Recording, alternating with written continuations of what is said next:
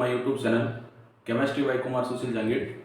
आज हम 12th जो चैप्टर है 11th क्लास का उसको कंटिन्यू कर रहे हैं। इससे पिछले वाले वीडियो में हमने कार्बनिक यौगिकों का नामकरण लिया था और हमने कार्बनिक यौगिकों की नामकरण की रूट पद्धति हमने पढ़ ली थी। आज हम कार्बनिक यौगिकों के नामकरण की सेकंड जो विधि है उसकी बात करेंगे और सेकंड विधि का नाम है व्युत्पन्न विधि।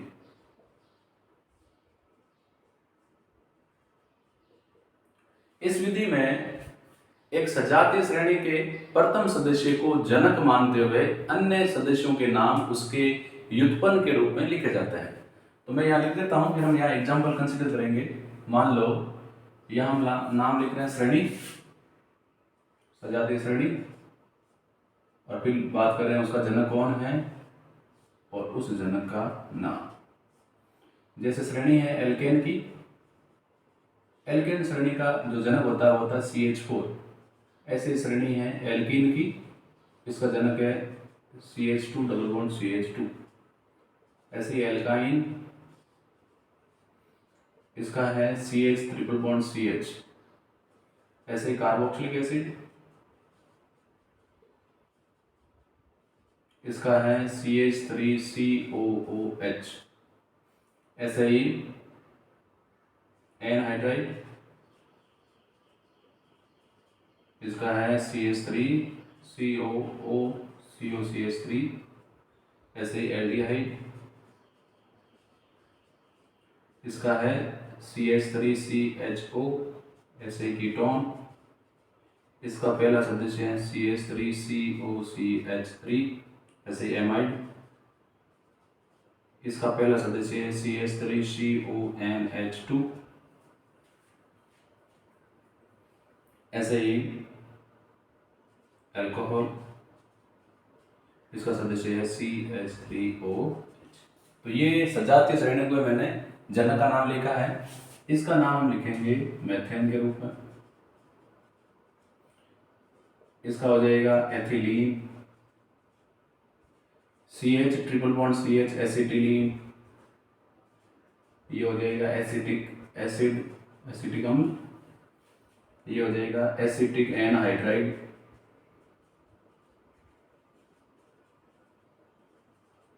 ये हो जाएगा एसिटैल्डिहाइड।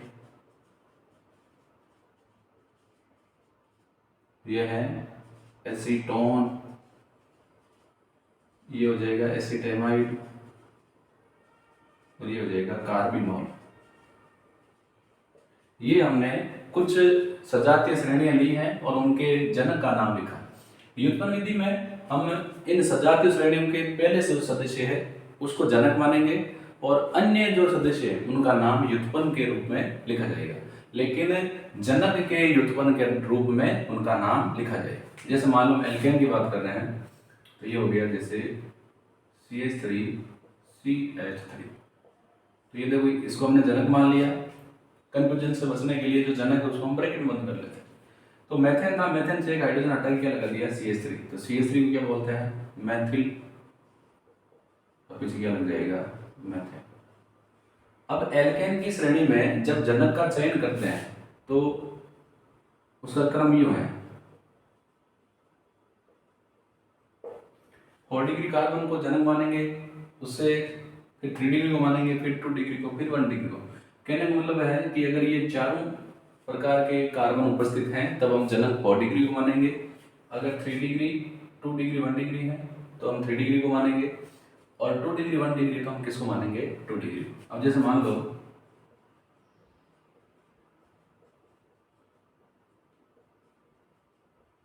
इसका अगर हमें नाम लिखना है तो इसमें जनक कौन हो जाएगा ये वाला, क्योंकि ये 3 डिग्री है। ऐसा नहीं इसको मान ले, इसको मान ले, इसको मान ले, इसीलिए ये वरीयता श्रेणी दी गई। तो ये मेथेन है, बाकी कितने 3, क्या हो जाएगा ट्राई मेथिल मेथेन। ऐसे और एग्जाम्पल ले सकते हैं CH3 CH3 CH3 CH CH3 CH3। अब देखो ये 3 डिग्री लेंगे, 4 डिग्री है तो जनक ये होगा। अब देखो इस जनक से क्या जुड़ा हुआ है मैथिल मैथिल मैथिल, और ये क्या है कल हमने बात की थी ये आइसोप्रोपिन है। अब मेथिल शुरू होता है एम से और आइसोप्रोपिल कहाँ से शुरू होता है? आई से। तो क्या हो जाएगा नाम?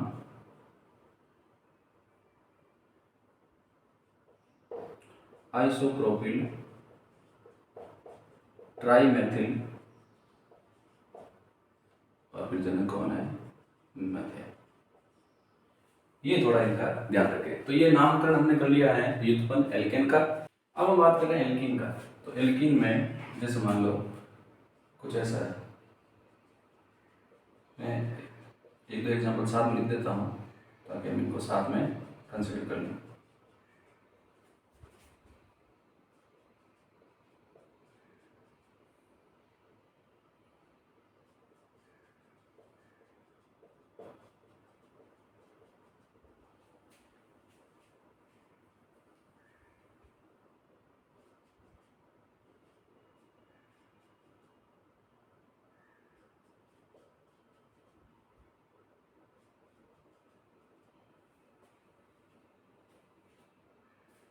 और एक एग्जाम्पल कंसिडर कर लेते हैं।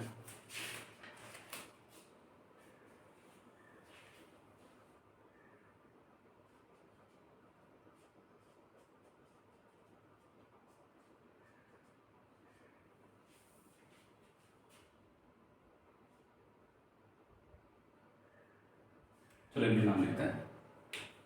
अब जैसे ये है तो इसमें मैं एथिलीन को जनक है उसको कंफ्यूजन से बचने के लिए ब्रैकेट में कर देना।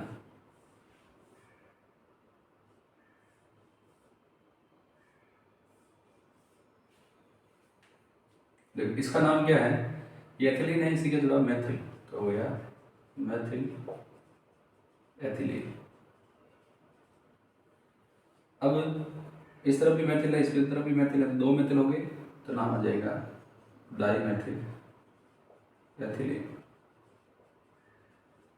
अब देखो इसमें एक इसकी बात कर रहे हैं और एक इसकी बात कर रहे हैं, तो इसमें दो मेथिल है तो इसका भी नाम क्या होना चाहिए? Dimethyl ethylene. तो ये भी डाइमेथिल एथिलीन है, ये भी डाइमेथिल एथिलीन है। इनको एक दूसरे से अलग कैसे करेंगे? क्योंकि इसमें CH3 अलग अलग कार्बन से जुड़े, इसमें एक भी जुड़े। तो हम देखेंगे डबल बॉन्ड दोनों तरफ CH3 है, तो इसको हम क्या लिखेंगे आगे? सिमेट्रिक सममित डाइमेथिल एथिलीन। और ये क्या है? अनसिमेट्रिक। या अनसिमेट्रिक लिख दें या अनसिमेट्रिक नहीं लिखेंगे तो मान लिया जाएगा अनसिमेट्रिक है। ऐसे ही इसकी बात करेंगे 1 2 3 कितने मेथिल है? 3, तो नाम हो जाएगा ट्राइमेथिल। जनक कौन है इसका? एथिलीन। ऐसे ये मेथिल है और ये है एन प्रोपिल, तो मेथिल एन प्रोपिल एथिलीन। तो ये नाम हो गए दो एल्केन एल्कीन के। अब हम थर्ड व्युत्पन्न नाम का एग्जांपल लेंगे एल्काइन का। और एल्काइन का जो जनक है वो कौन है? एसिटिलीन।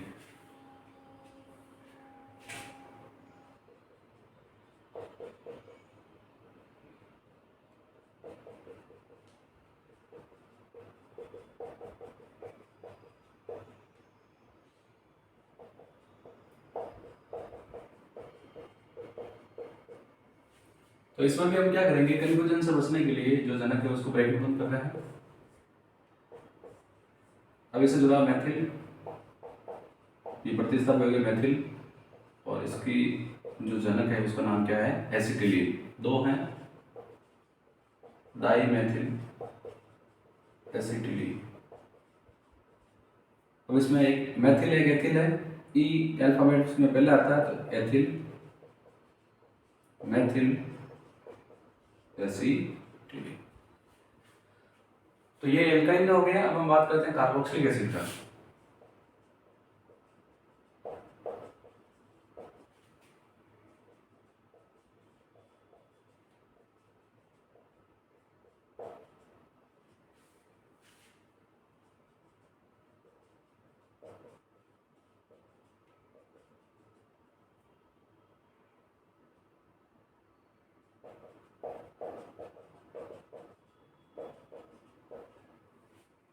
अब देखो इन तीनों के नाम लिखते हैं, तो वही चीज करेंगे, कंफ्यूजन से बचने के लिए मुख्य जो है उसको हम ब्रैकेट में बंद करें। अब देखो ये तो मुख्य है, इससे पहले क्या जुड़ा मैथिल, तो हो जाएगा मैथिल और इसका क्या लगेगा एसिटिक एसिड, तो मैथिल एसिटिक एसिड। साथ में आप भी करने का प्रयास करें। अब ये देखो यहाँ पर एक दो मैथिल है, डाई मैथिल,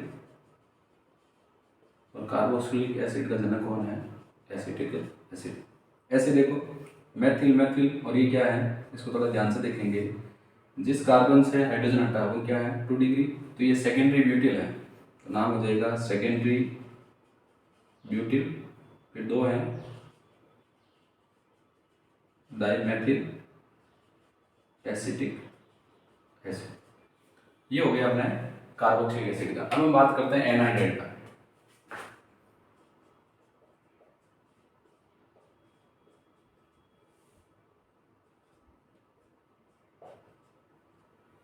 तो इसमें तो मुख्यतः ये हो गया एसिटिक एनहाइड्राइड, इससे जुड़ा मैथिल, तो नाम क्या हो जाएगा मैथिल एसिटिक एनहाइड्राइड।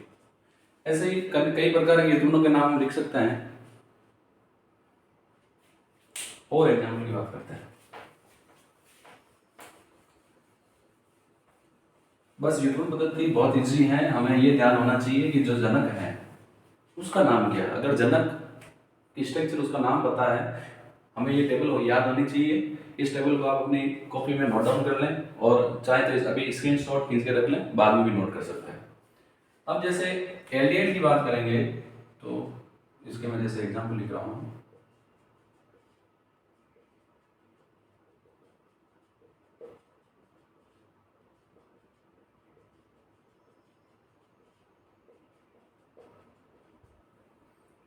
तो जैसे ये एल्डिहाइड के एग्जाम्पल में लिखे हैं वही करेंगे, कंफ्यूजन से बचने के लिए जनक को ब्रैकेट में कर देते हैं।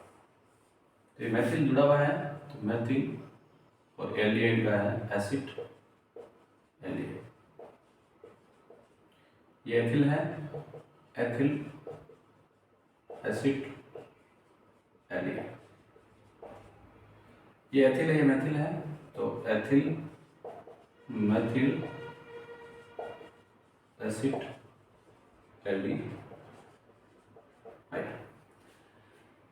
कीटोन की बात करते हैं।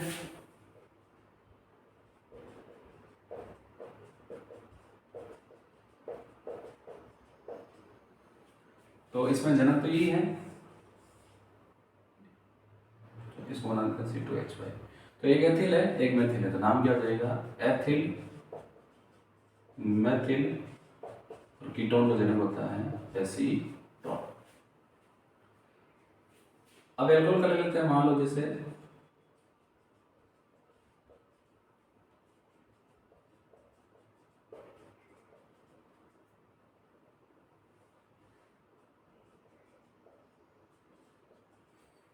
एल्कोहल है, तो वही करेंगे, जनक को ब्रैकेट में बदल लेते हैं।